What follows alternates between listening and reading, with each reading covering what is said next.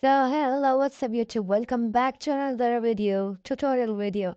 Today I will be explaining you, teaching you how to download Wuthering Waves. It is a new game in market and it is very popular these days. So all you have to do is first download Epic Games Launcher. So search here Epic Games Launcher, Epic Game Store. So you can just download it from here. Oh, here it is. Just install on Windows and it will install, and then go to the Epic Games and first create your account and then search Wuthering Waves.